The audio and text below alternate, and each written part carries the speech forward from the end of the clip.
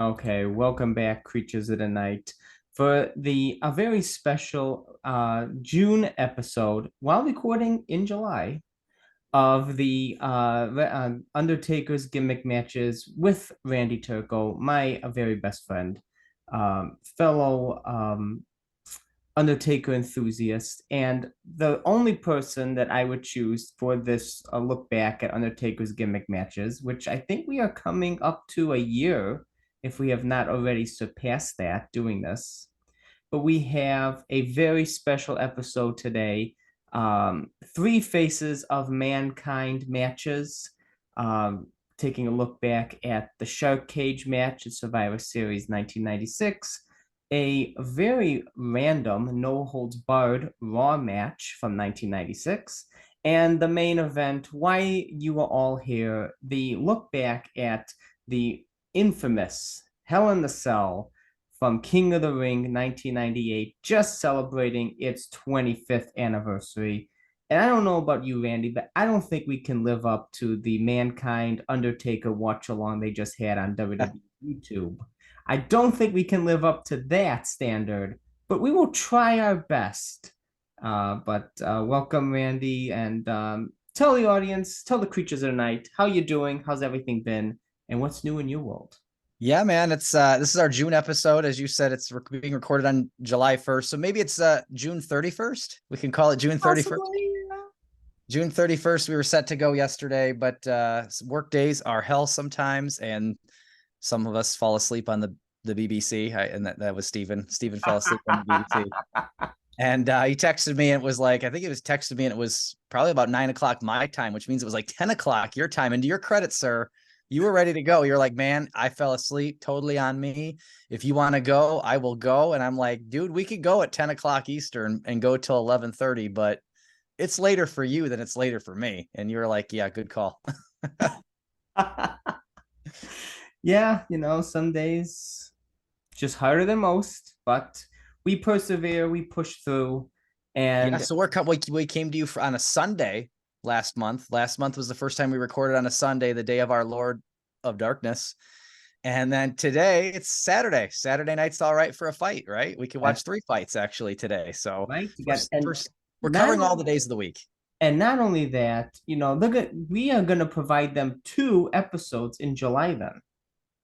That's You know, technically true. it's you miss out on June, but you get a double feature in July. So in a couple weeks, we will be coming back to you with a next round of Undertaker's gimmick match watch along, which we will probably figure out maybe by the end of this episode what the heck we are doing. Oh, yeah, you and I have texted about it before, so I know what it is, but I'm not telling until the end of the episode. That's the Oh, that's the hook right there. so everybody, you gotta wait till the end of the episode to find out what the heck we are doing later on this month. But right now, we bring you to Mick Foley, Mankind, Three Faces of Mankind today. Um, so just a little background before we jump right into Survivor Series 1996.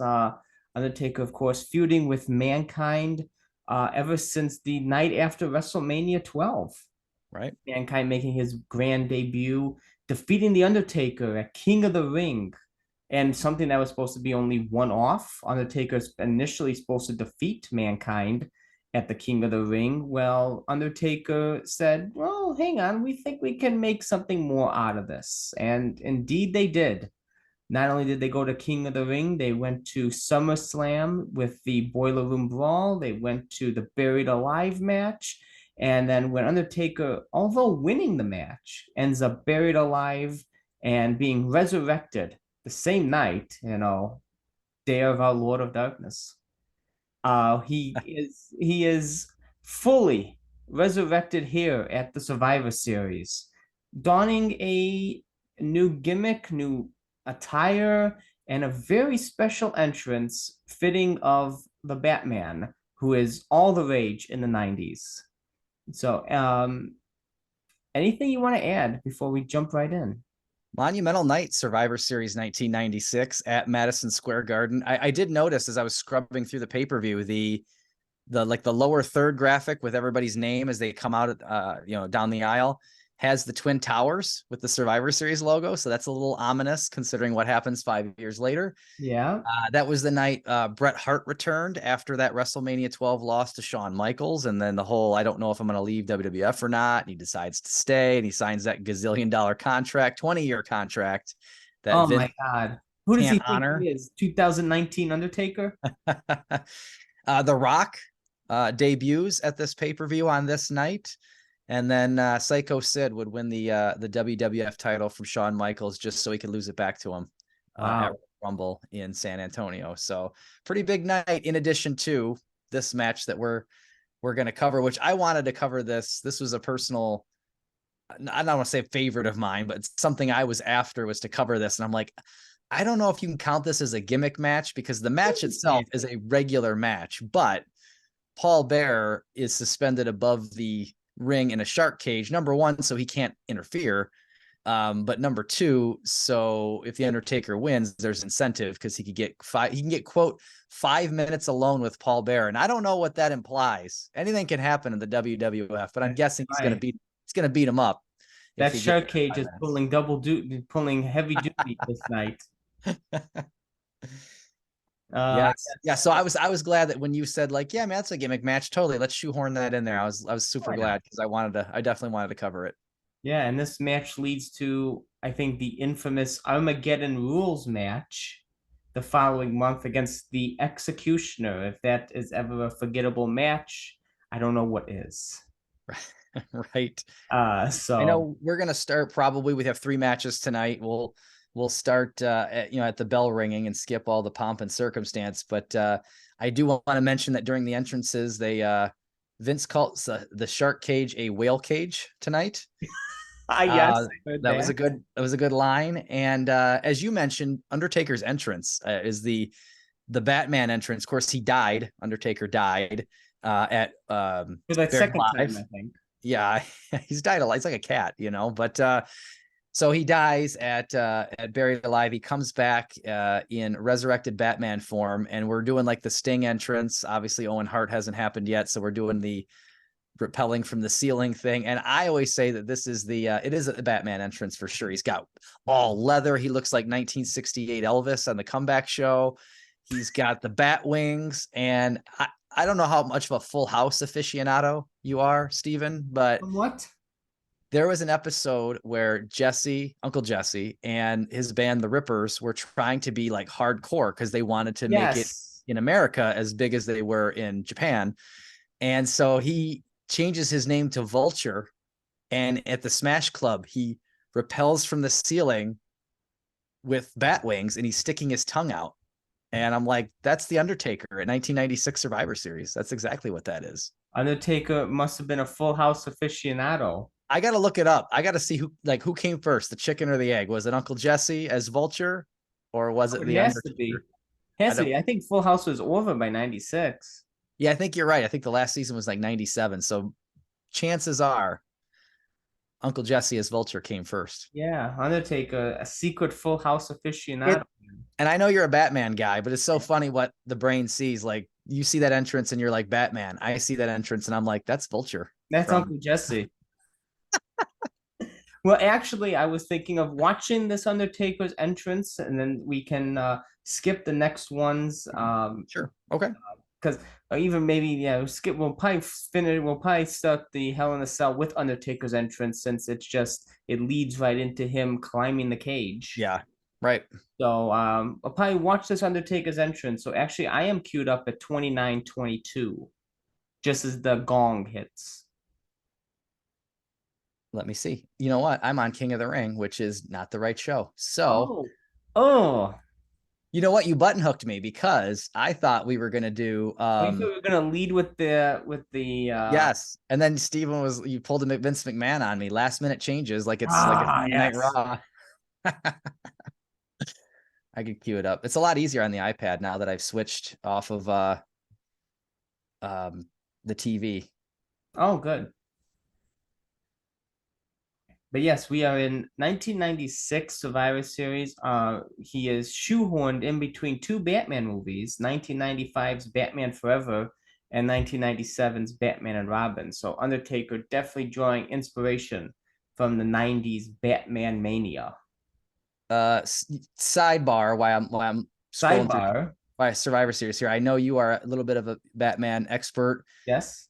I grew up, with Michael Keaton, and Yeah. I grew up with Batman '89, and Batman Returns, and even I mean Alicia Silverstone was one of my high school crushes, so I Oh, loved the Batman. I think that's Batman and Robin in '97, right? yeah. So even that movie was pretty decent to me. What would you say? But I know nothing about like Christian Bale with the voice. I don't know anything about any of those Batman movies. I've never seen Dark Knight. Taxi Cab Oh my God. Confessions Saturday Night. I've never seen it just because it's not something I've been into, because I'm very loyal to Michael Keaton and that whole those like 3 or 4 movies that they came out with. So what would you say is your favorite era, or at least favorite movie if you've got one? Oh my gosh. Well, it's gotta be my Batman, Val Kilmer, Batman Forever. It's gotta be night, Batman Forever. That's that one and Batman and Robin, George Clooney. Those are like my childhood Batmans because I missed Keaton. Born in 92, I had just missed, 89 and Batman Returns. So the first one I was really able to watch, I think they had Batman Forever on TV in 96. And then I saw Batman and Robin in the theaters in 97. So it has to be Val Kilmer and George Clooney, those two. The 90s, the more lighthearted, campy 90s movies. And ever since then, like I go back and watch Keaton. I like Keaton's movies. But just those four in the 90s, the two Keatons, Kilmer and Clooney, I feel like nothing really Batman really never grabbed me as much as those ones did ever since. That's a good answer. I like the '90s ones. I can live with that. It's just the ones, obviously, like 1966 Batman with Adam West. I've seen it. It's funny. It's great, but it's before my time. And then I feel like the Christian Bale stuff is after my time. I'm not watching that, But the '90s that's my wheelhouse too. So maybe we'll have to do some Batman watch alongs. Oh, we have to do Batman watch alongs now. We have to invite Alex and have him watch it as well.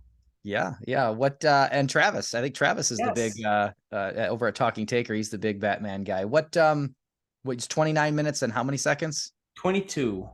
22. I am 20, 21, Uh, 22. Beautiful. just I am ready when you are, sir. perfect. That we shall count it down. Three, two, one, play. Paul Bear looking very worried. Definitely selling the Undertaker's entrance as the light goes out. Well, I mean, you would too. I've heard a lot of wrestlers say like, it's fictional, and I know the guy personally backstage, but like something about being in that ring and the lights go out and the music starts playing and he's coming for you, like that works on you mentally. Oh yeah, he switches. There he is with his wings, kind of like Gene Simmons from Kiss a little bit, definitely Batman and maybe part Uncle Jesse.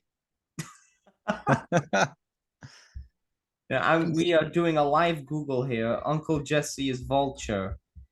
See when that happened. This is going to be in my tweet, right? When I sell the pay per Oh, I'm view, sure when it I sell will the be. watch along, yeah.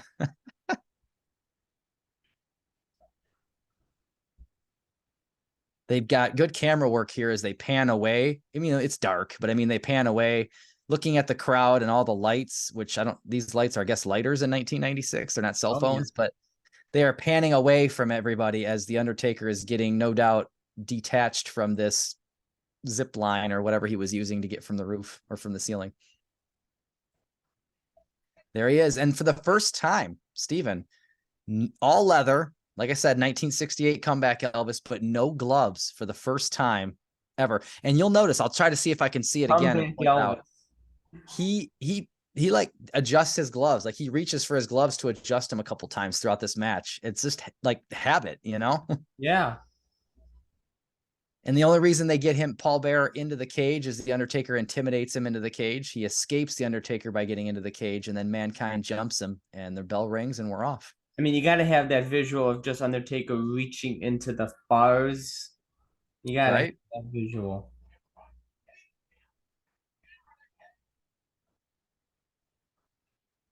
Mankind in his original poop brown jumpsuit. It's not the shirt and tie Mankind that we would see in 1998.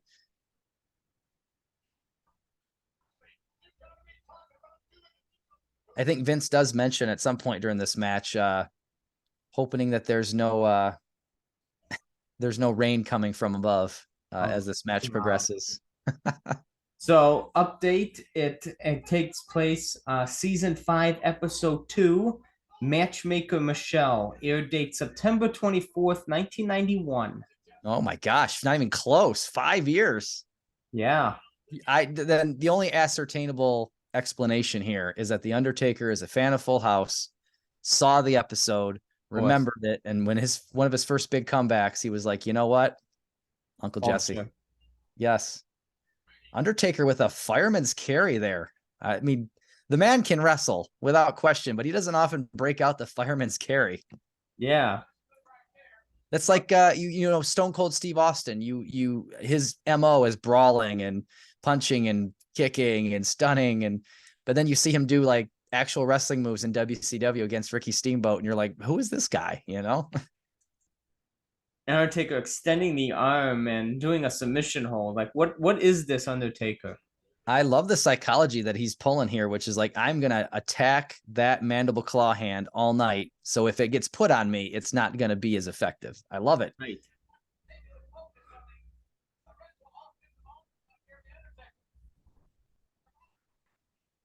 See, he continues to work on it, slamming it into the guardrail. I don't know how this man is wrestling in all leather, by the way. I told the story on Talking Taker a couple months ago on that haircut episode about trying to lift weights in jeans. It was just not for me. I don't know how he's wrestling in all leather. Good for him. Lift weights in jeans. Yeah, I tried to lift weights in jeans and it was like a tangled hammock between my legs. It was bad. I don't know how he's wrestling in leather, but the leather doesn't last very long, and we'll get into that later, how long it lasts.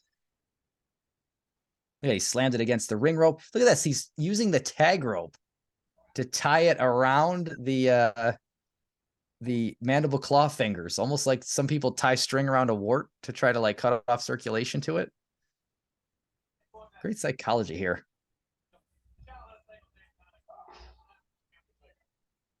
I think he's going to miss an elbow here, Steven, and he's going to grab that glove that's not there.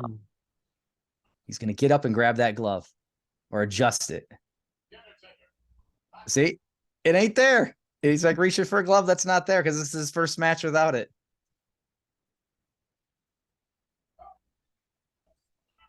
They're going back out to the outside. I noticed Mankind's his boots there. Those are the boots that I used to use in No Mercy for my character. I would turn the brown stripes there. I would turn them into blood red because that was my color. Of course. But Icon 2000, I2K, that was my character. He had those boots. And just watching this match, I revitalizes the idea we need an updated defining moments Undertaker figure. Of course, I would love that. You're preaching in the choir there. Little darker hair, true effects.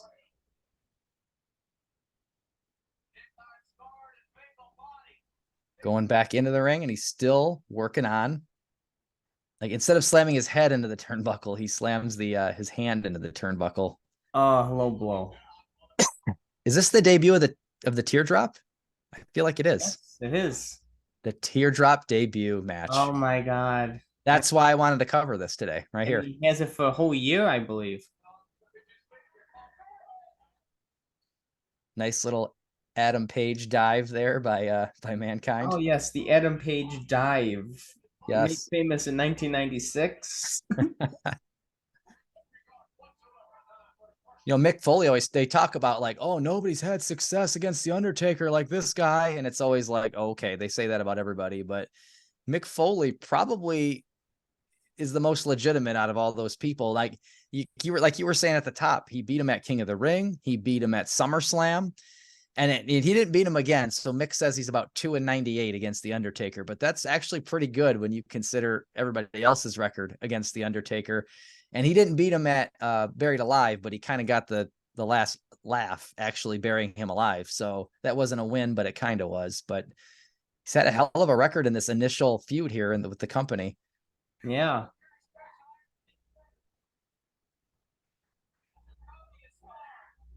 Mankind I think Mankind, Austin, and Lesnar, I think probably have the best records against them. right? And I think, is this the last, these two matches we're doing? I think that's the blow off for this original 96 run that you mentioned. It started at WrestleMania 12, the day after, I guess, WrestleMania 12. Mhm. And it goes all the way to this match. And this eventually they have like a TV blow off because what's a year long feud if not blowing it off on TV with one more match, just give it away for free because I we've mean, seen come on. 80 million times already.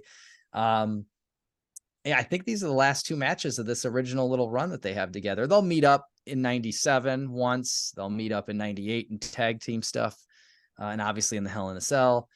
But this original 96 run here, I think this is it. Yeah, that's right. Mankind challenges him for his championship in '97, burns Yeah. the Undertaker's eye.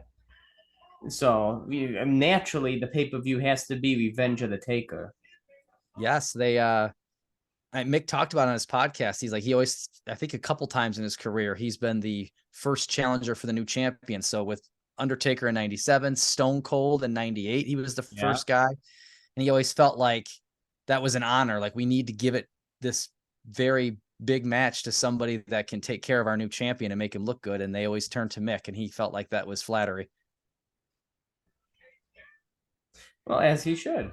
He should, absolutely. Mankind getting that patented Mick Foley wedgie pile driver where he pile drives the guy while like pulling on his drawers. Going for that mandible claw, but that hand's been getting beat up all night. That's right. It's damaged. That's right.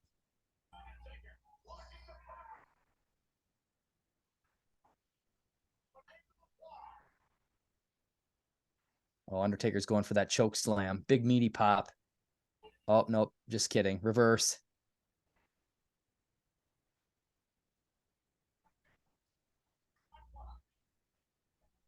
Oh, he's going to go for a tombstone. Then it's reversed into the mandible claw. So now he's got the mandible claw on him. And now we're going to find out if the Undertaker's work he's been doing for this whole match is going to pay off. And it does, as he easily throws him to the outside. Easily reversible. I wonder if Mankind was going to be Undertaker's WrestleMania opponent if he did not challenge Psycho Sid for the championship. It could have been a good match. I mean, if they didn't have this year-long feud, obviously, but Well, what is 1997 Vince McMahon if not continuing a year-long feud? right, right. It just amazes me. I think I was listening to I think I was listening to the Mick Foley podcast and they were talking about, or maybe it was Talking Taker. I was listening to something recently when I was doing yard work and it was like just talking about how fast like Sid fell down the pecking order in 97. Like he drops that belt to Taker at WrestleMania and by like June, it's softball season and he's nowhere to be found. I mean, it was just crazy how quick that was. Oh my God. Taker Did he kicking. do anything after that WrestleMania? I mean, I think he showed up on Raw a few times, but Oh, wow. yeah, I don't think he did anything major after that. That was it. Then he goes to WCW and breaks his leg. Yes. Yeah, it was 2001. I'll never forget that. Oh, old school check. Very important to this podcast. Old Yes, school well, it's check. Mankind, so he may not hit it. And he Oh does hit my it. gosh, he hits it. Of course he hits it, the old school. He's getting this at like an 80% clip, I'd say, as we watch them. Yeah.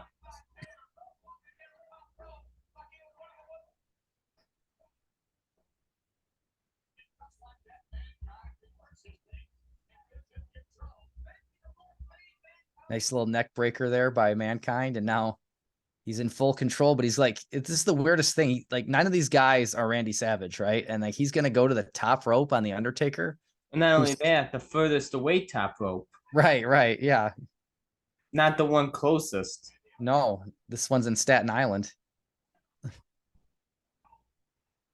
Undertaker just sits right up and just starts pounding him.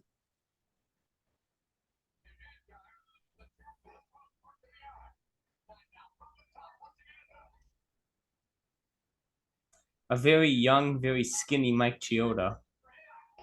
Yes, with a little bit of a mullet. Oh, off the top rope into the choke slam. Oh, but now he goes for the man. Ah, I never understood why didn't he just bite down? It's a good question. Well, maybe he's paralyzed. He's Oh, that's it's a right. nerve hold. It's a nerve hold. Oh, that's right. It's a nerve hold. He's paralyzing him. Right.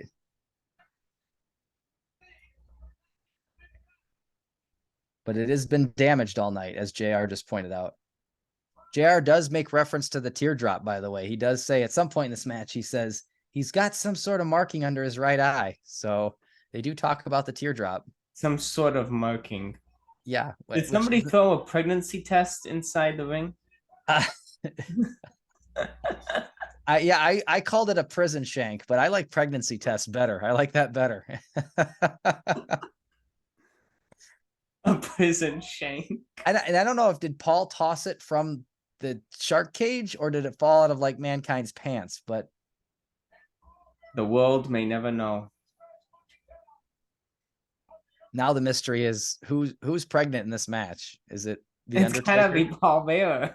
Paul Bearer, Mike Chioda with his mullet, or Mankind?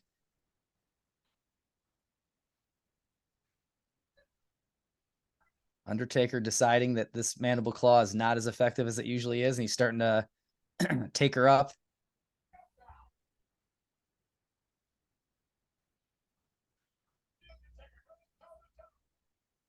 Yeah, it's undeniable that prison shank thing laying there. Choke slam by the Undertaker.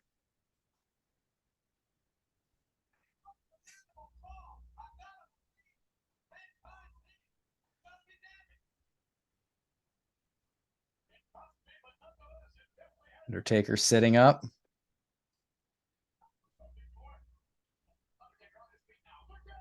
Oh, and he dives over the top rope. If this was the Royal Rumble, he would Oh, have just eliminated. would have eliminated himself. Was there be anything worse than eliminating yourself? Oh, he went for another Nest T plunge, another Adam Page dive, but no water in the pool. Undertaker's red hair, very visible here in this iteration of the Undertaker. All leather pants and shirt. Gave up on the black dye in his hair, but he's still doing, I feel like he's still doing the pale makeup on his face because he looks really, really, really pale. Yeah, very pale.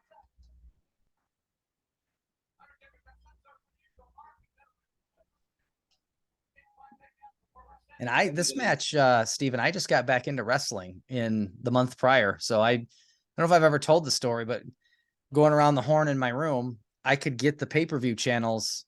They just were snow. I could hear audio was perfect, Mm-hmm. but it was just snow. I couldn't see it. And that included channel 99, but also channel 95, which was wrestling or, Channel MMA. 95. Channel 95 was like wrestling, MMA, sports. 99 was a different kind of sport, but you could hear everything. My God. Which was also beneficial to a teenage boy, but I digress. We will go back to channel 95. And channel 95, I was out of wrestling. I was 14 at 15, and I'm like, I'm into Nirvana and flannel shirts. Oh, and he used the pregnancy test on him. Did you see it? He just hit him in the face. And so I quit wrestling, and it was about the time it was all Doink the Clown and Duke the Dumpster, and it was a good time to get out. And then I was flipping channels, and I got to pay channel 95, and I could hear them talking about a buried alive match tonight with Undertaker and Mankind, and somebody's going to be buried alive in the arena. And I heard Undertaker, who was my guy when I was a kid, and I heard bury someone alive in the arena, and I was just like, I'm sorry, what is this? So I'm I sorry, stayed, what is this? yeah, I stayed on channel Vince 95. McMahon is condoning live murder? Yeah, I stayed on that channel even though it was snow, and I listened to it like it was the radio for the rest of the night. And like starting the next day, I was watching Raw, and I was back. And so I'm 1 month in here. I'm 1 month returned, and this is the first. I'm probably watching this on channel 95 snow. Oh, here we go. Tombstone. They got tangled off the top rope. Mankind's trying to use the pregnancy test and the mandible claw. Undertaker just grabs him and tombstones him. That's it. He gets And 5 minutes alone with Paul Bearer. to do whatever he wants, channel 95 or channel 99. It's his choice. Paul Bearer looks scared in that shark cage right now. Well, as would you. Good thing he's wearing dark pants, JR says. JR is just on fire today. JR and Vince are on fire here.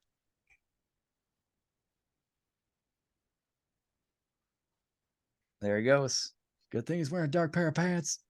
He just finished like maybe 2 minutes ago. Said there's some kind of unusual marking on the Undertaker's left eye. See, yeah. Oh, and here comes the executioner doing a light jog in. A light jog and getting tangled in the ropes there. Terry Gordy is the executioner, the hired assassin of Paul Bear. Oh my gosh! If you Who's gotta been a hire an assassin, you gotta hire Terry Gordy. Yeah, well, yeah, after your prime Terry Gordy, and he's been a burr in the Undertaker's saddle since buried alive. He's the reason that match he actually got buried, and then he's a distraction enough for Paul Bearer to slip away with Mankind, and the Undertaker slams that shark cage door out of frustration because he's going to have to wait another month to get his hands on Paul Bearer. Not only that, he's got to face that executioner one day in an Armageddon rules match. And one day we're going to Oh, cover.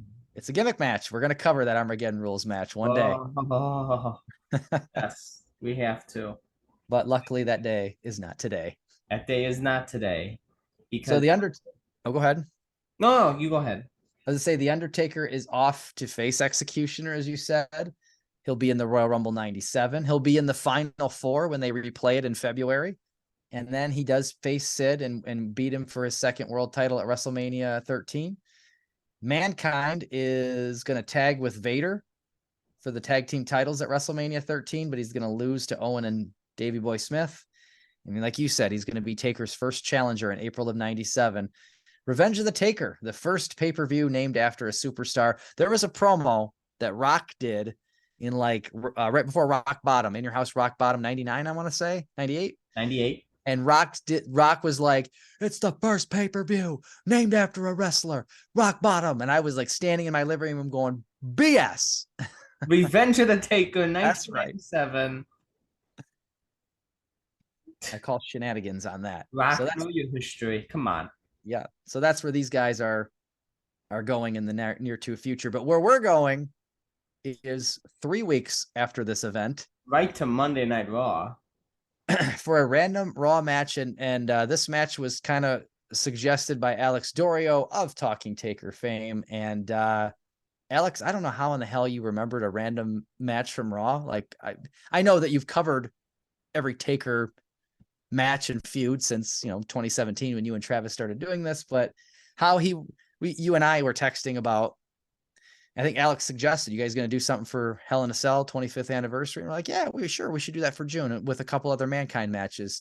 And I said I've always wanted to do that shark cage thing. I think I just got a soft spot for that shark cage match. And then Alex is like, how about let me check my notes. How about season 4 episode 48 of Raw, live from New Haven, Connecticut? It's a no holds barred match. And I'm like, what?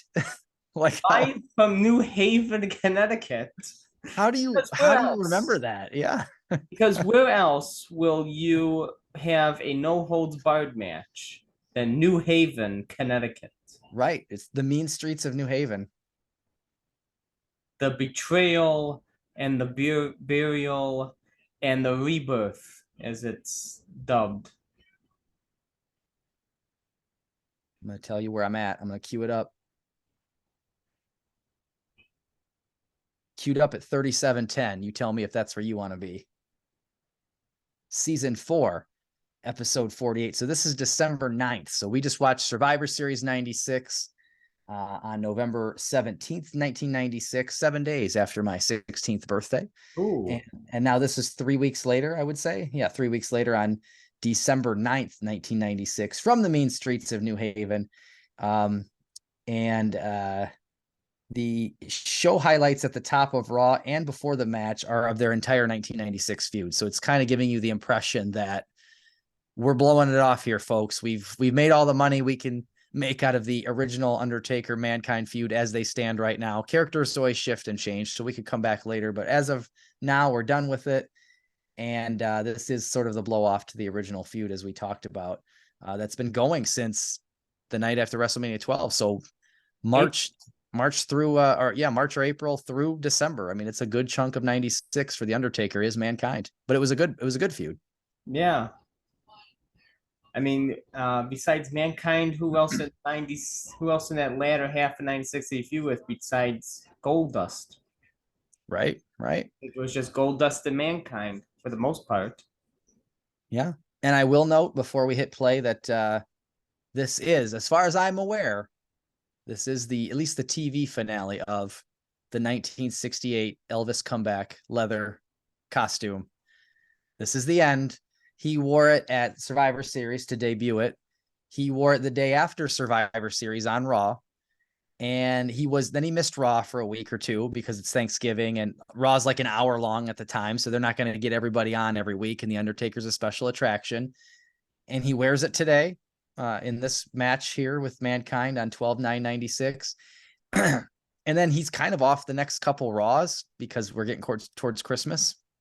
And I looked up, he's in a couple of WWF Superstars tapings for Saturday morning because they're still doing that. And he is not wearing, they don't air till January, like January 2nd, 3rd, 4th. Yeah, he has like a hybrid version of it. It's like the the black vest and like the tights or something like that. Right. Yeah. It's same getup, but it's just not leather. And so as far as I'm aware, and I spent way too much time researching how long this leather lasts, but as far as I'm aware, this is the swan song for the leather Elvis getup. No bat wings, no vulture tonight, but he does wear the leather one more time. And you are at what? 37 what? 37-10. And Steven, I know you are trying like heck to get to SummerSlam. We'll see what happens. You just bought a house.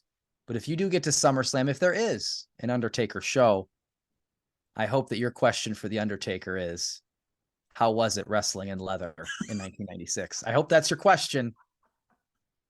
Today is the Money in the Bank pay-per-view, but now you have Money in the Bank because you've got a question ready for The Undertaker if he does announce a Deadman show, which hopefully will be announced soon now that the UK stuff is over with tonight. How was it wrestling in leather? Yes, at least just imagine that set of questions. What is the purpose of the hook on your pants yes.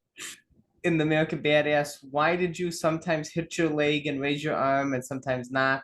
And why? How was it wrestling in all leather? Right. Was it like a I think tangled there's some hammock kind of or fetish going on around in this type of group. I'm like, oh, guilty. avoid the mutants over at table 5. Yeah. Yeah. Poor Undertaker. Well, I am already here at 37:10. Ready when you are. Okay, I'm ready. Give us the countdown. Okay. 3, 2, 1, play. Boom, right into the bell. And right into Paul. Yeah, they did not waste any time. They never did, Mankind and Undertaker. This is a blood feud. They don't have time for collar and elbow tie-ups at all. Big Undertaker flying clothesline right away. Undertaker comes out like a house of fire. This looks like it's going to be a squash match. We're going for an old school check here, Steven. Not even 1 minute in. Oh my God. He wants to put away Mankind once and for all. And he's going to hit it. 2 for 2. Undertaker has a lot more makeup detail in his face today. Well, we're going for a choke slam. Holy cow. Undertaker's double parked. We're going to go for a tombstone here. Undertaker is double parked. He's got to get out of here.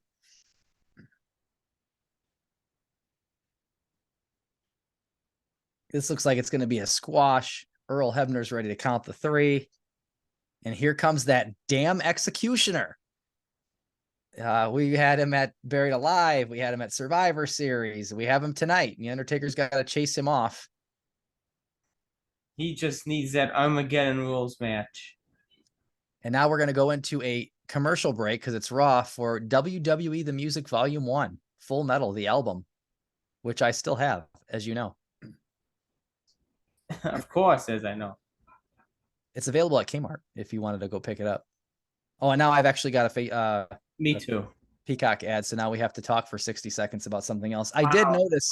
If I have to go to Kmart and pick it up, you got a time machine handy? I believe they're all closed. I think there's like 5 Kmarts left. JR did have a good line already. We said that him and Vince are on fire. He said, Mankind would rather fight a man than make love to a woman. That's Jim Ross here at this episode of Raw. Would rather fight a man than make love to a woman. Jim Ross on fire here. December 9th. So he is what, a month away from getting to Rumble 97. If I'm not mistaken, that's going to be where he gets that black hat, is at Rumble 97, because it's a theme show. San Antonio Cowboys. That's Vince makes right. them all. Vince makes them all wear cowboy hats, and Jim Ross is like, sassafras, and Sassafras. he keeps it on, man. He never lets go of that black hat, and he got it at Royal Rumble 97, and so he's only a month away from having his life changed forever. Oh All right, my God. back to the action. It's gonna be changed forever. Forever. And the Undertaker leather may only last a month, but it lasts for like 20 Jakks BCA figures. So It does. immortalized at least 20 times in the Jakks BCA figures for an attire that only lasts a month on television. Yeah, I don't know if he wore it at any house shows or anything. That I would love to know, but there's no way to check. Oh, I love these guys in the front row here as they're wrestling by the ring steps. There's a guy in a very nice Christmas sweater right next to a guy in a Cactus Jack shirt, wanted dead or alive, and next to the guy in the wife beater. Very nice, eclectic group. a very eclectic. A Cactus Jack T-shirt, a Ric Flair like airbrushed shirt, From the mall. Yeah. Christmas sweater, a wife beater, and a jog suit. Yes. They all walk into a bar. This sounds like the setup for a joke. Undertaker attacking that mandible claw hand again, doing what he did at Survivor Series. I think if you want to encapsulate the 90s fashion, right there. Right. Wrestling t-shirt, mall t-shirt, Christmas sweater, jog suit, wife beater. 90s fashion. That's the name of a band right there. Yeah. That's the name of a law firm. It could be the name of a law firm. Taker has slammed that mandible claw in between the ring steps and now on a couple of the turnbuckles. He's using his Survivor Series tactics. Oh, and then Mankind, his strategy is to chop the big man down. So we're doing chop blocks. We're doing, as we call them, the Tanya Harding chop blocks, the back of the Tanya knee. Harding chop blocks. Yeah.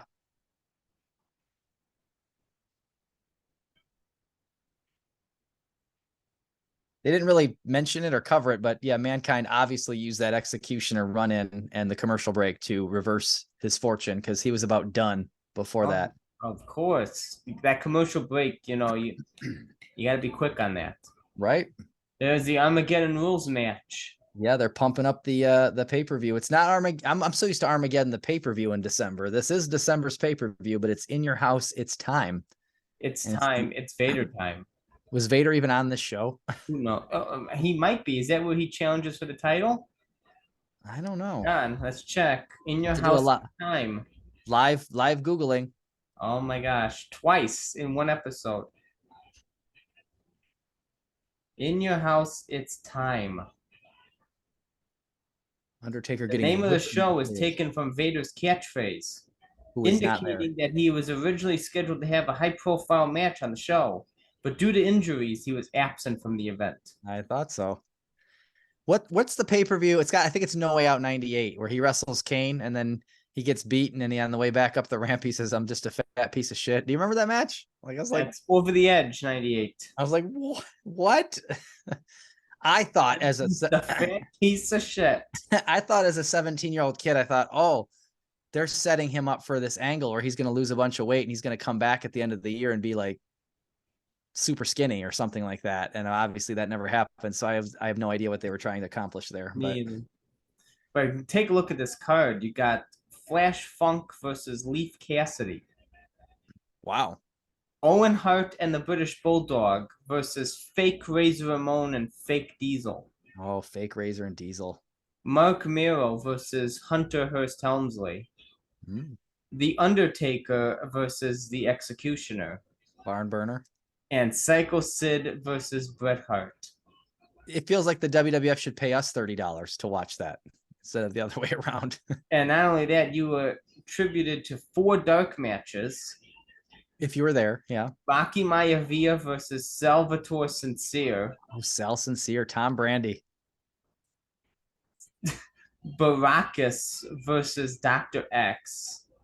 Yeah, okay. Stone Cold Steve Austin versus Goldust, That's and decent. Shawn Michaels versus Mankind.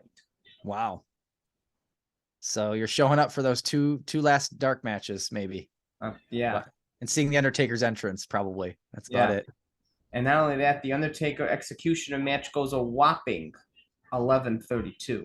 I do think, and I'm not saying it's good, but I do think they go. I remember them going out of the arena and into some water. Yeah, That's I remember he throws the Executioner in the water. I think that's how it ends. oh, there you go. Okay, that's at least different. But I don't guarantee it makes up for the fact that it's terrible. Oh no. Oh, well, spoiler, we'll be covering it sooner than later, or eventually. I don't know if it's sooner, but Oh, and Mankind just walking right back into the steps and tripping over them. right in front of our guys again. If you were at the December 9th, 96 Raw and were wearing any of those shirts that Steven mentioned earlier, please tweet us. If you can see tweets. Twitter broke today, by the way, folks. Unbeknownst to me. Yeah, I could tell how active you were on Twitter today, right? There was So active on Twitter. I'm like, what? It's broken. allegedly Exist? they put a limit on how many tweets you could see per day. It's like 600 or something like that, which for me is about 5 minutes. And then and then some people say it's just a temporary problem and it's a holiday weekend and they don't have no support team people in there to work on it. Does I don't know. Twitter ever have a support team? I don't know if it's temporary. I might have to get the Instagram. I might have to join the 21st century if this is permanent. Yeah, I think you need to. I think you talked about that like 3 months ago, and you still have not gotten one. I know. I'm nervous. I don't know. That's not the dancing one, right? That's TikTok. That's the one where you dance. It's not the dancing one. Right. Okay. Just try to get it right. Holy crap!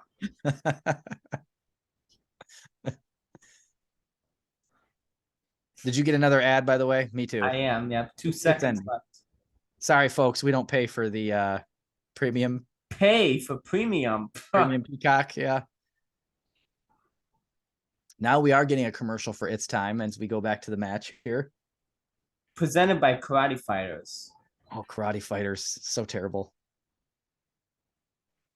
Oh, right in Mankind getting body slammed into the Spanish announce table. So the Spanish announce table was under siege even in 1996. Mankind and the Spanish announce table do not have a good history. Oh, As we'll see in our Mankind. next episode, and we'll see in our next match. Yeah. Mankind jumping off the top rope into a choke slam hold, but then he counters it with a front drop toe hold. This is not really a no holds barred match. They have hardly used anything outside the ring. As Mankind gets a chair, never mind. No, he went and got a soft chair though. It's a chair with a cushion. Cushion chair. Yeah. Undertaker's gonna now kick the soft chair into Mankind's face, and I think he's also gonna punch the soft chair. Wow. Into Mankind's face. What was the purpose of taking Earl Hebner away? It's a no holds barred match. Right. Well, it was going for a tombstone, and that's reversed. A lot of the same spots that we saw 3 weeks ago at the Survivor Series. Tombstone reversed into a Mankind mandible claw, but the mandible claw has been beaten on all night again. Cactus Jack guy and Ric Flair shirt guy are Mankind fans. But the other two guys must be Taker fans, huh? They must be. They did not stand up to that move. Undertaker spending a good 3 minutes here with another man's hand in his mouth, which is awkward on national TV, but here we are. In the 90s, everything was awkward. Right. By the way, I'm wearing the 96 Undertaker shirt again. Oh, love that.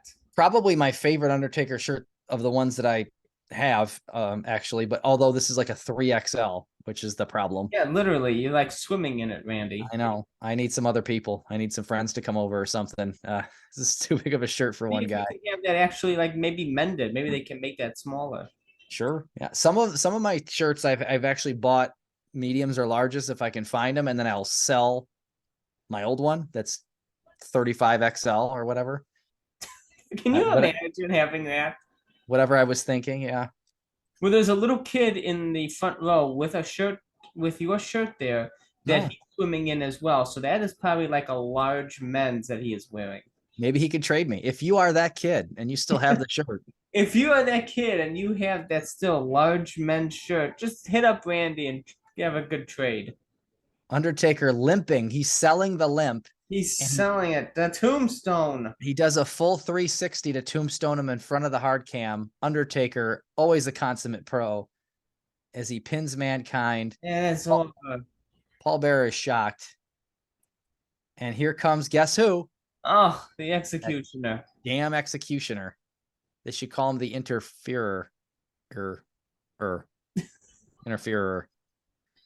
Because that's all he does is interfere. He's choking the. I guess this is called the Asiatic spike. They kept calling it the Asiatic spike. I don't know.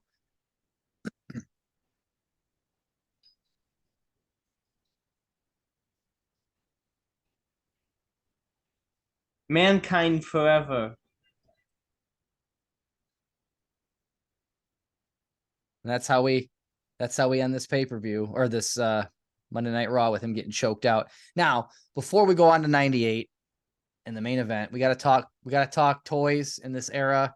I already talked about after the last match where these guys go from here in terms of ending 96 and going to 97. Toys, Mankind, we don't always talk about the opponent with toys, but like that I've looked up I don't his think ripped. we've ever talked about the opponent. Sometimes if it makes sense, but like that, I looked up his Ripped and Ruthless Series 1. Oh, Looks yes.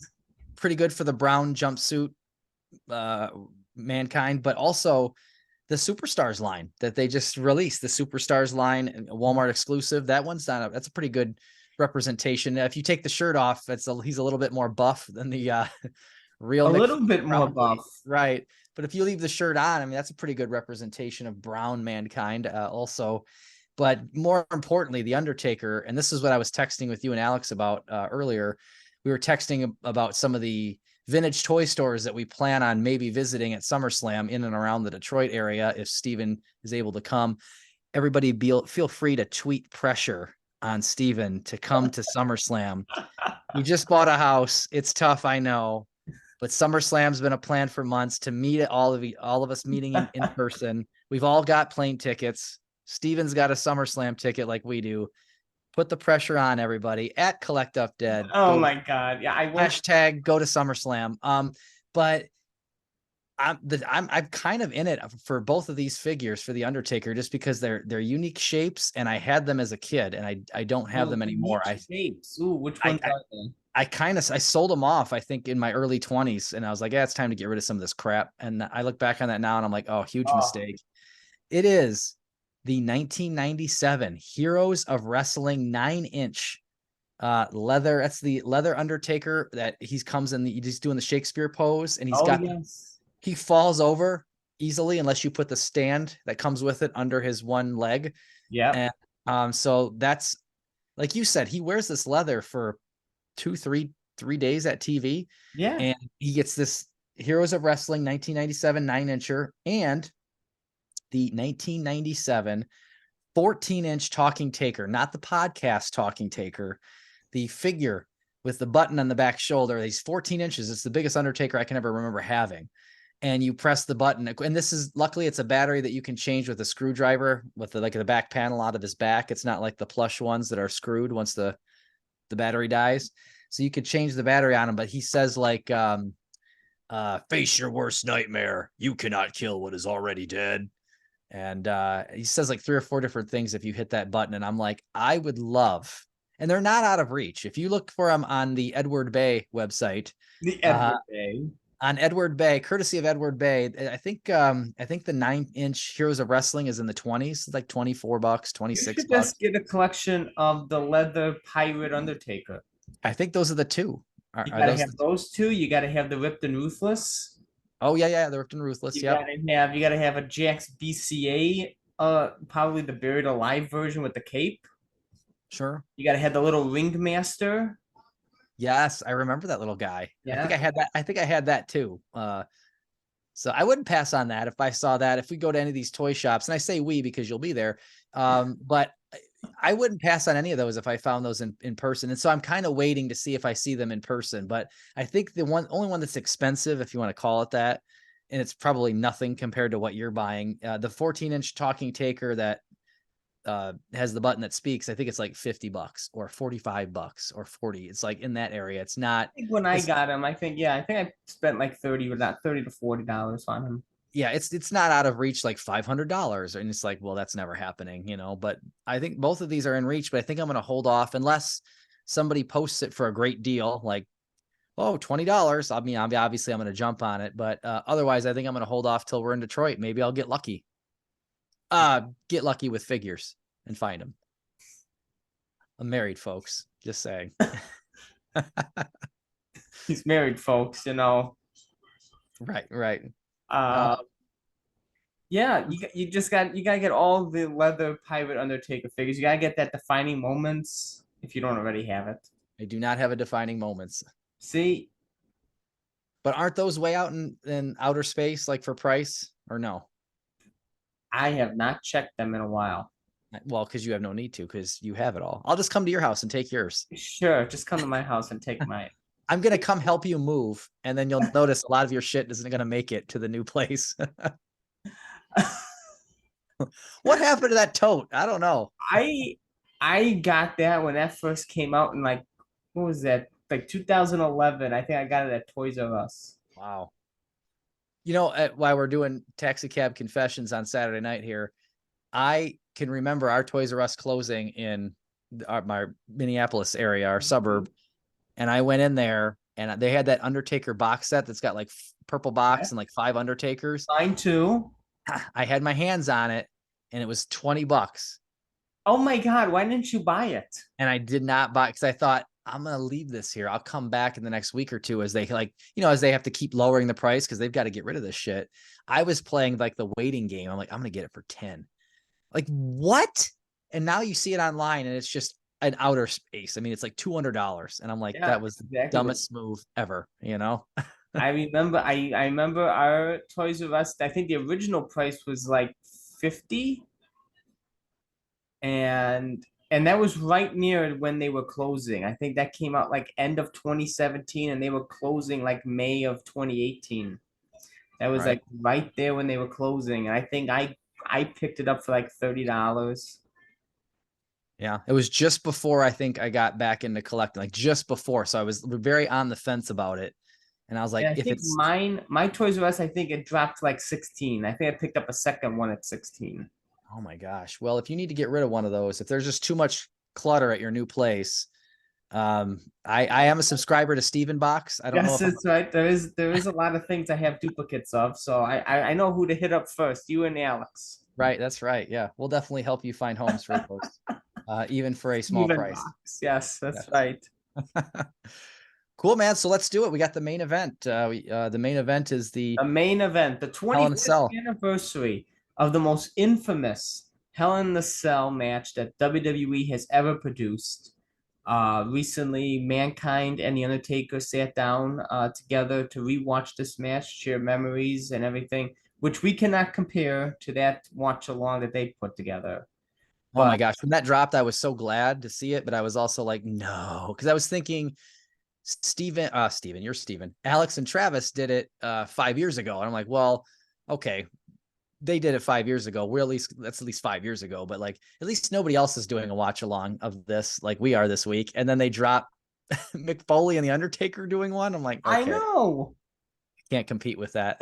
but they said something in there that really, I think, really stuck to me like more than anything. And they said that this match will outlive both of them, Right. and it will. You're gonna have people my age, younger, older, showing this to their children, their friends, people. I show this match and the Inferno match are the first two matches I show to people that to introduce them to the Undertaker, introduce them to why I'm a fan, and it continues to live on like that. And it's gonna, like what they said, it's gonna outlive both of them. And how like just how much this match has an impact on both men's careers, that it's something that if they never did anything else after that, they have this. Right. And that's just, 25 years later. People don't even talk about match anniversaries. right? Not as much as they talk about like the actual wrestler anniversary. They hardly talk about a match anniversary, but this one has a match anniversary that people talk about, so much so that they brought Undertaker and Mick Foley to do a watch along of it. And that's just the lasting impact that this match has had. Yeah, they talk about, Mick was so worried that the Shawn Michaels Undertaker original Hell in a Cell was the better match. It told a story, they did better wrestling, and Mick felt like he couldn't compete with that. So, which is why Terry Funk laughingly suggested that he starts on top of the cage. Like, how could I top Shawn Michaels? Oh, why don't you start on top of the cage?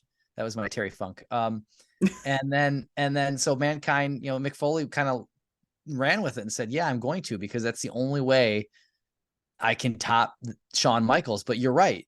They might have a tweet. WWE might send a tweet like, oh, 25 years ago today, you know, Undertaker and Shawn Michaels had the original Hell in a Cell, but they're not having watch alongs and they're not talking about it to the same point that this match, which may have not have been the better wrestling match, but the moments that come Oh, out of this match have been reused and recycled in how many video packages? video packages, Yeah, merchandise, shirts, action figures, video games.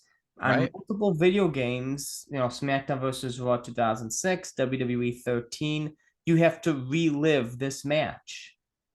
You have to Yeah, throw Mankind off the Hell in the Cell. You have to pass that challenge. right, You're not you're not doing this in other, very rarely you do other matches, but you have to throw man. Everybody knows throwing Mankind off the Hell in the Cell. right. That's true. That's true. Mattel with the recent defining moments figure, Mankind with the thumbtacks in his back.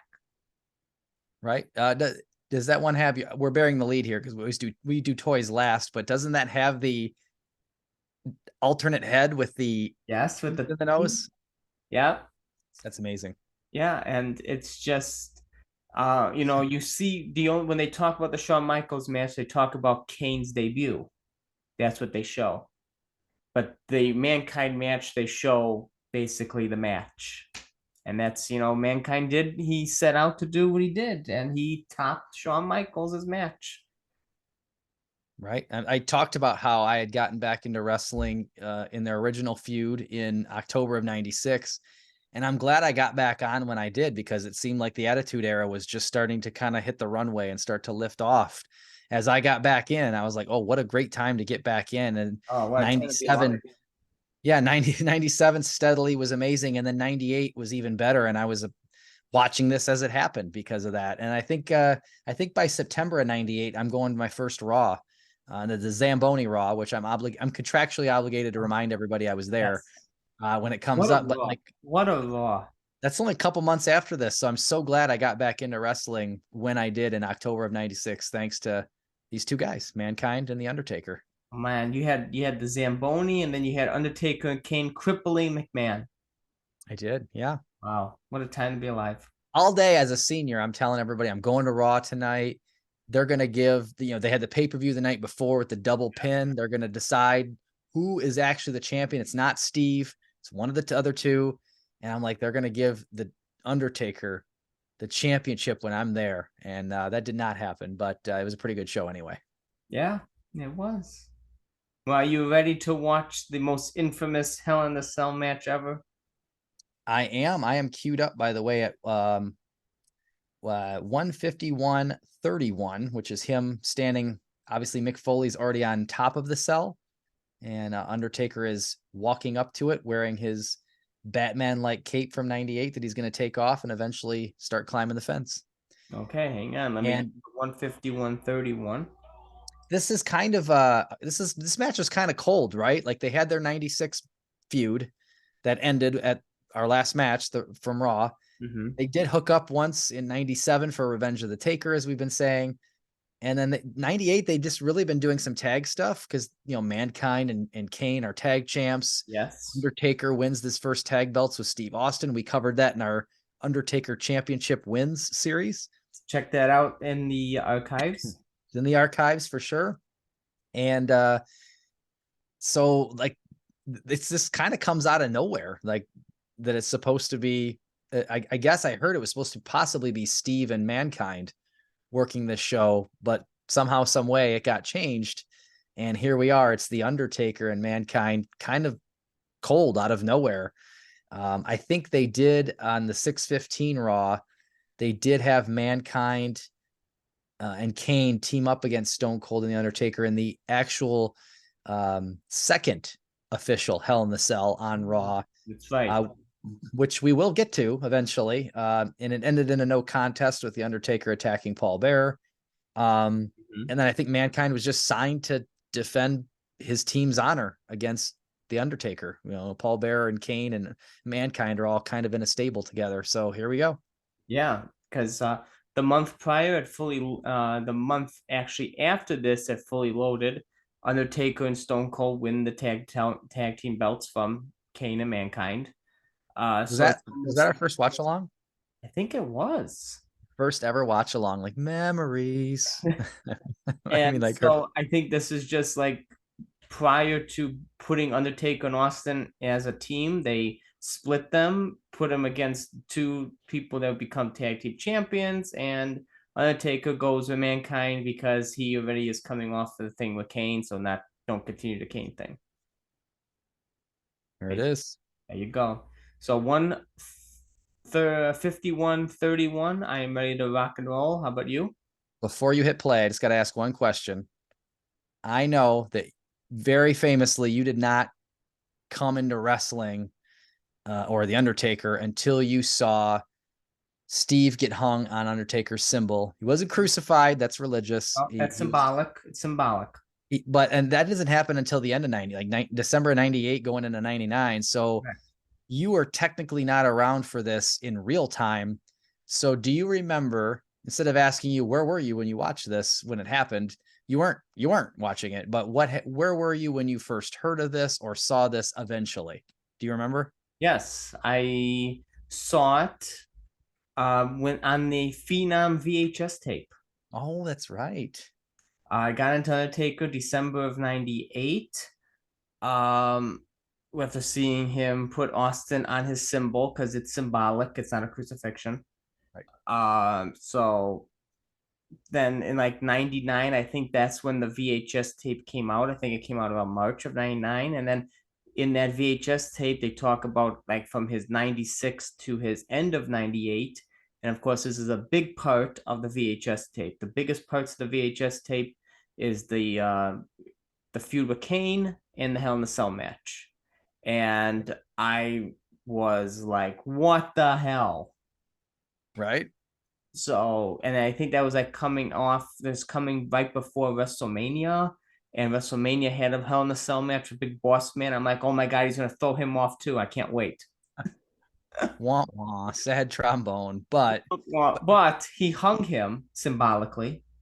So, yes, to your point, you talked about all the moments that are remembered from this match and how they've been recycled in video packages and toys and videotapes, and that's where you saw it. that's what I saw it. There was no YouTube. You couldn't Oh, rewatch a pay per view. And by the end of '98, that VHS of King of the Ring is long gone. sure.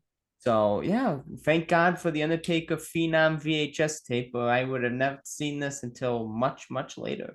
I still have mine to this Me day. I too. do. Nice. Cool, Yes. man. I'm ready when you are. Let's do it. Let's count it down. Okay, count it down. 3, 2, 1, play.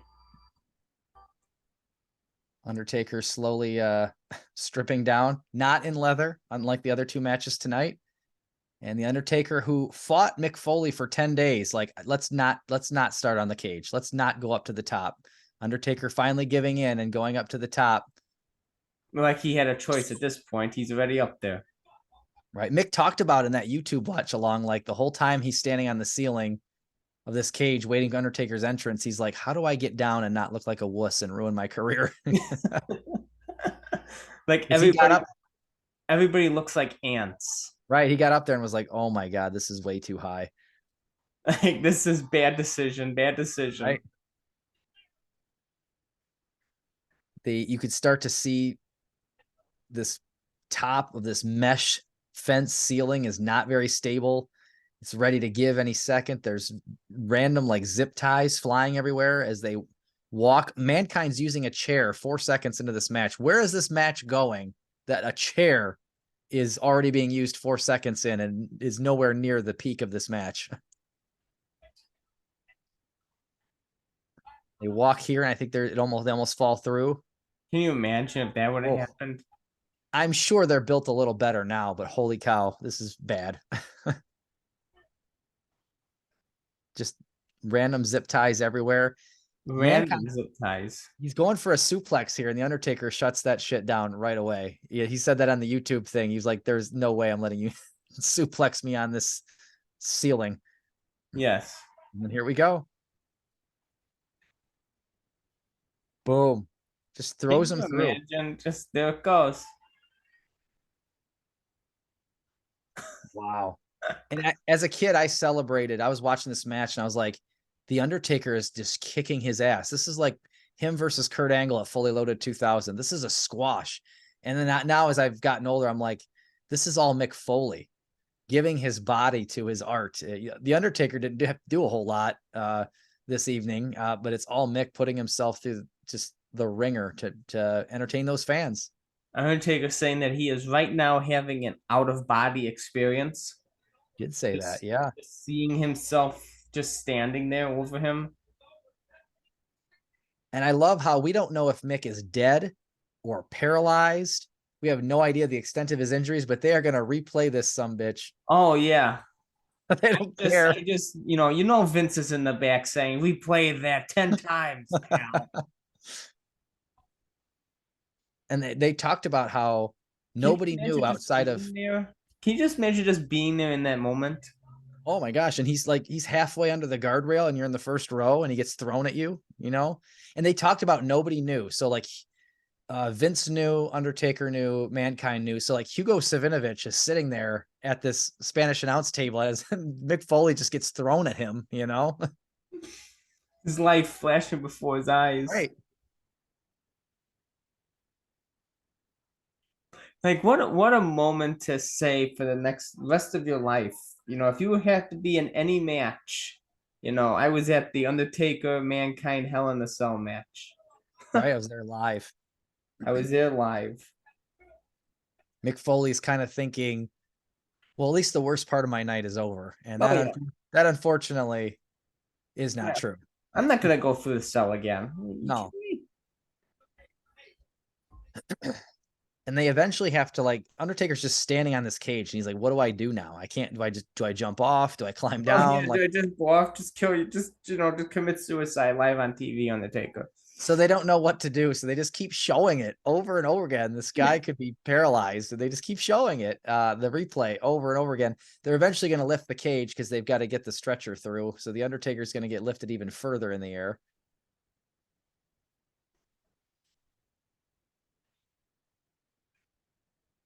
As And JR would put it, as he gets lifted eventually. I remember he's like standing on top of the WWF. And what great words from JR. yeah, I remember when JR said that. Yeah. Was that also on the Phenom tape? Yes. I think so. We should have counted the replays. How many times that they show the replay? Oh, slow it down now, pal. I think there's a little kid voice from the crowd. We could hear somebody like, finish the match, Mick. Like people are egging him on to finish the match. I mean, I thought this pay-per-view was over. Like I thought, well, that's it. They're raising the cage. They're bringing in a stretcher. That's Can you imagine the match and just ended here? right. Like this has got to be it. They got Slaughter out there. They got all the refs out there.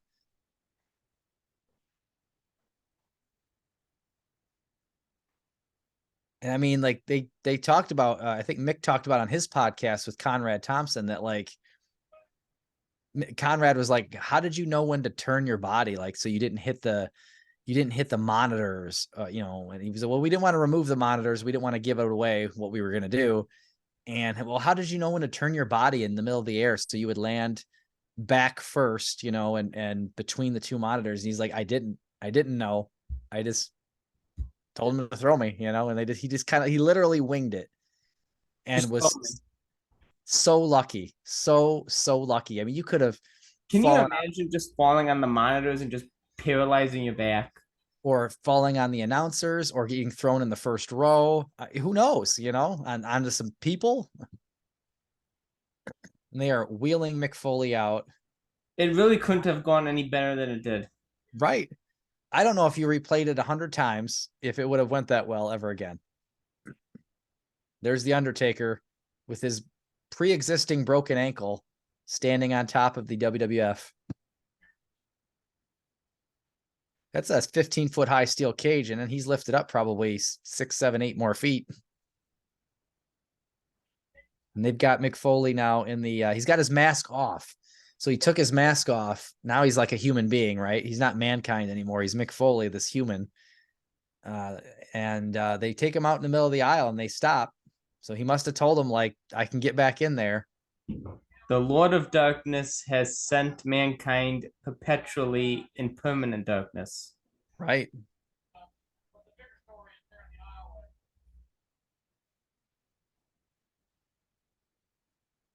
Undertaker's trying to figure out how to climb down. Part of this is probably showmanship. Not really sure if we're going to keep the match going or not, but he's also probably legitimately trying to figure out how to get down with this bum ankle. But Yeah, I don't there's want to break it any worse, right, which he will do. He will jump down very soon and probably break it even worse. right. And Mankind wants to go back up and he starts climbing it again. So the Undertaker starts climbing too. I can't believe that he was able to keep going with this. And you're right, neither of these guys missed any time, as far as I remember. They're on Raw the next night. They're on the next pay-per-view. Mankind and Undertaker on later on in the show. Yeah. So now we're back on the top of the cell, and this isn't going to last very long. And it's unfortunately going to get much worse. Undertaker sizing him up for a choke slam here. Boom. That's it. He's dead. That's it. He's dead is maybe my favorite Jerry Lawler line ever. And I still say it in everyday life anytime I can. And that bump had to be worse than the first one. Would somebody stop the damn match? So many good sound bites that come out of this match. I think Mick talked about thinking in his head, he's going to choke slam me 3, 4, 5 times, and it's going to give way a little bit. The ceiling is going to give away a little bit each time until I finally fall through. And he had no clue that it was so chintzy that he was going to fall through first time, like no problem. Well, there goes the foot. Yeah, and Taker had to jump through the hole in the ceiling and landed on his bad foot. And now Taker's going to buy some time for Mick Foley by beating the shit out of Terry Funk and choke slamming him out of his shoes. We need a Terry Funk with removable shoes. Yes. Terry Funk in dirty ass socks. Watch when Funk leaves the ring. He's got some dirty ass. Look at the bottom of those socks. What the hell's going on with that guy? Some dirty ass sack with holes in them. Right. That chair that went down with Mick Foley, just nailing him in the face and cutting a hole in the bottom of his lip there. And apparently somehow, some way getting a tooth in his nose.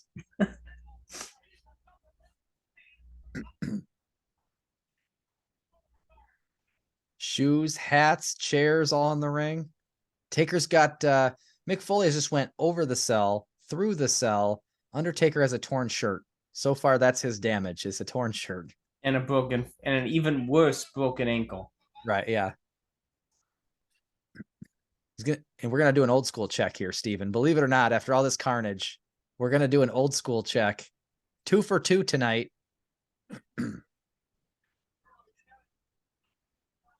That's not even Undertaker's. I don't even think that's his usual ring gear shirt.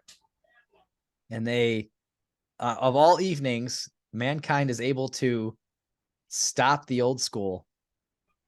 And there's the smiling shot that we're all familiar with, where it looks like he's smiling, but he's trying to push his bloody tongue through his bloody hole in his bloody lip with his gross booger tooth in his nose. which something that Undertaker said in that YouTube thing I never thought of. He called it an incisor. And I think he's right. So like I never thought about which tooth it was in his nose. Like this isn't one of his front teeth. This is somehow a tooth from the back, one of the big ones that somehow worked its way out and got all the way out of its mouth into his nose. Like that is just crazy. Wow. It's like the Kennedy bullet.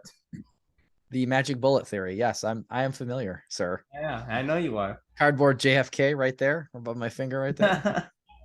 I know you'd be familiar. Yeah. Like a tooth way in the back dislodges, goes here, goes there, comes I, up there. back and to the left. Yes. Undertaker being very sympathetic to Mick Foley by beating the shit out of him with ring steps after he's just gotten thrown off the cell and through the cell. He's going to come at him with ring steps. Very sympathetic man, the Yes. Undertaker. He wears his heart on his sleeve. Right.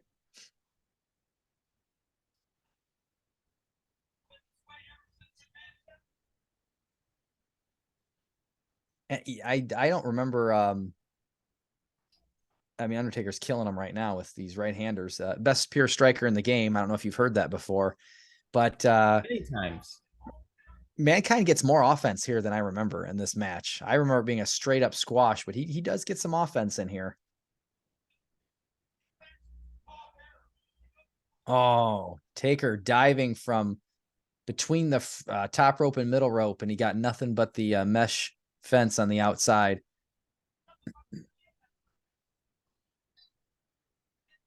Mankind's whole thing was wanting to get to the tax. It was the first time in North America, I guess, like that the tax have ever been used, and he just wanted to be that. He was like Neil Armstrong walking the moon. Like he wanted to get the tax out, and so that's why he stuck with this match. Oh yeah. He is grating the Undertaker's face into the side of the cell right now. Again, I don't remember any of this. I don't remember any of this Mick Foley offense.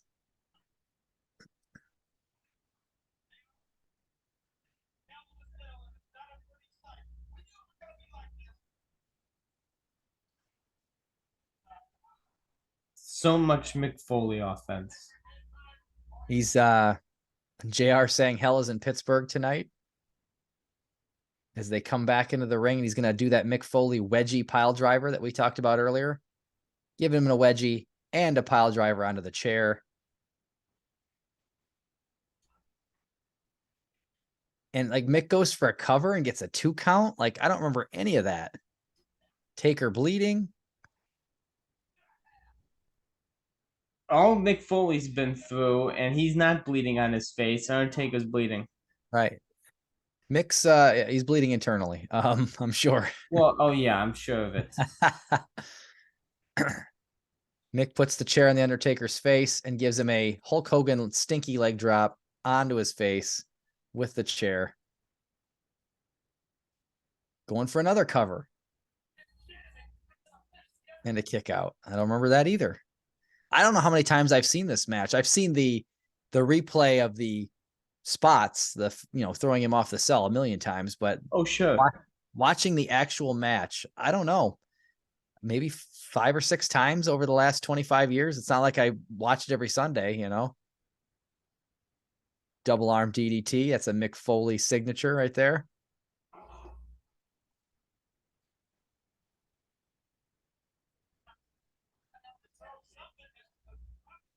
Jerry Lawler is hypothesizing that the booger is actually a piece of wood from a table.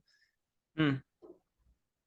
And finally, Mick Foley gets his damn tax. Nobody knows what it is yet because it's not something that's done every day in wrestling, but now they know what it is. And the crowd starts reacting. Steven, I would take a tax spot. I would take a tax spot on TV. I don't think I'd be afraid of that, but I would not want to take the coup de grace from Finn Balor. I do not want a 250-pound man jumping off the top rope and double stomping me in the sternum. I would rather take a tax. I think that's fair. Right. Oh, Undertaker can go for a choke slam. Oh no. Big boot. Gonna go for the tombstone, and the tombstone reversed into the mandible claw. We saw that twice in our 96 matches. They go back to it here in 98. See, he was not working on that mandible claw hand. Right. He ditched the strategy, and that's why he's having so much trouble.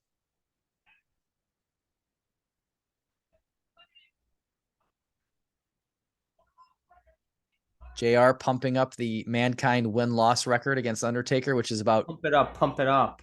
2-98, as we said. Still impressive.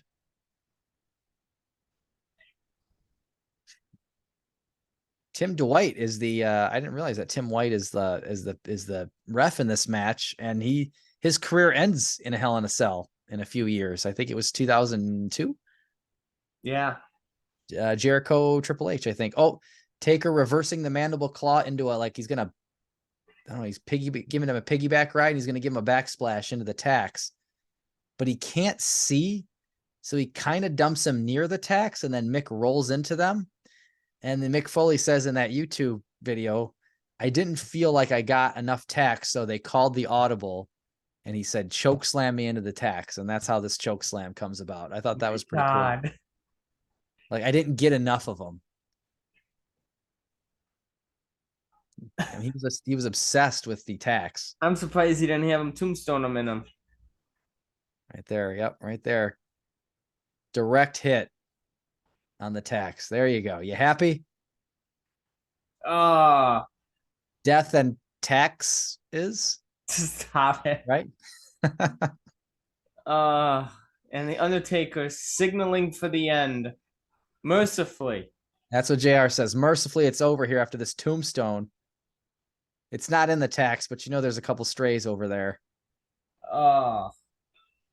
And I love Mick Foley acting like he was going to kick out right before the 3 count there.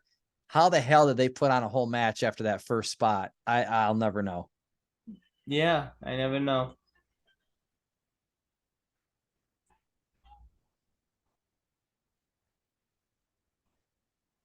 And would be, I mean, I don't know. Is this the last time they hook up here one-on-one? I think so.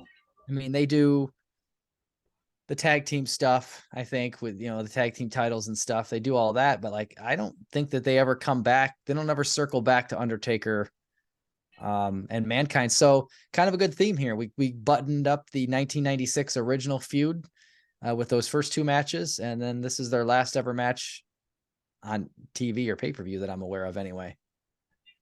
Feel free to tweet us if we're wrong. Oh, People, yeah, please.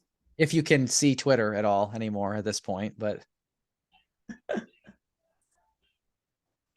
and I, like we said earlier, I can't believe Mick Foley. I was like, holy crap, he got through the match. Hope he's all right. We probably won't see him until like Christmas. Like, he's going to be out a couple months.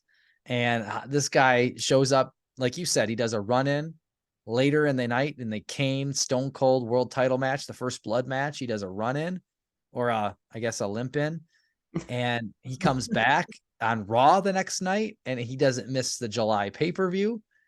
It is just crazy. He's at SummerSlam defending the tag team title solo against the Outlaws. Yeah, in a dumpster match, I think. Right, like, he just does not miss any time. Undertaker is off, as you know. He's going to go off to the Highway to Hell to face Stone Cold Steve Austin for the world title at SummerSlam 98, which And then you weren't here for that. No. Well, I never thought he was going to win. It was a cool music video, cool package, cool build up for the pay-per-view, but I was under no illusion that he was going to beat Stone Cold. No, I was hoping to be wrong. We all hope Yeah. But alas. No. And there, for good measure, let's see some more replays of throwing him off the cell. Yes. Wow. And then there's the through the ceiling spot. Ouchies. With the zip ties. I can't believe it was put together with zip ties. And then through the tacks. That's it. He's dead. That's it. He's dead. Good God Almighty. Good God Almighty. Oh my He is gosh. broken in half. what would you say are some good toys to represent? Like, this is just generic 98 Undertaker. Like you said, the shirt he wore today doesn't even look like one of his normal shirts. Yeah. That's why I picked this Jack's like mold. It feels like they used 107 times. I just picked a generic 98 Undertaker just to represent 1998 Undertaker for today's match. I don't know. Maybe the Ultimate Edition Undertaker that's from WrestleMania 14. If you take the Batman cloak off, maybe that would be a good representation of June of 98 Undertaker. You got any other ideas? Well, definitely, I like that BCA Undertaker, that nice thick mold. It feels like a real sturdy figure. Sure. Yeah, the Ultimate Edition without the cape, that's reminiscent of 1998 Undertaker. Um, but yeah, it's something that's not really. It's an era that's very important to Undertaker's history, but it's not something that's done a lot in action figures. Right. I mean, I was stretching. I was like, maybe Championship Showdown, SummerSlam 97. I mean, he's got the teardrop, which is not right, but it's Yeah, otherwise no, that pirate shirt. figure, that's 97 Taker. Right. Right. And Mick, as you talked about, I was going to bring up that defining moments, ringside exclusive that they just came out with the tooth and nose head option. That is exactly from this match. So you can't get any better than that. Yeah, you can't. Oh, one more replay here. A slow-mo replay of Mick. Like, this was in Mick Foley's Titantron, I'm pretty sure, Yeah, eventually. it This was. and there's JR with the damn black cat that he picked up at Royal Rumble 97. They gave it to him in Royal Rumble 97. He never looked back. Right. Wow. That's it, man. That's our That's it. that's our Mick Foley night. We have put this to rest in peace. Um, any parting words? Anything that we've seen or anything else? Well, you and I have talked about next month. This month, This uh, month, two the end of weeks, July, 2 weeks. we were our schedule says that we were going to, unless something happens out there in the real world to make us pivot, we were going to stay in 1996 and we were going to do Gold Dust, and we were going to do That's the right. two casket matches from In Your House, Beware of the Dog. So the one that aired, that was the pay-per-view that had the thunderstorm, I think and so. they lost power and they had to redo it. So we were going to watch obviously the match that got aired, but I think that there's might be footage if you Google it. I'll have to look. I think maybe there's Daily Motion, but I think there's a forum out there that you can find the match from night one. Hmm.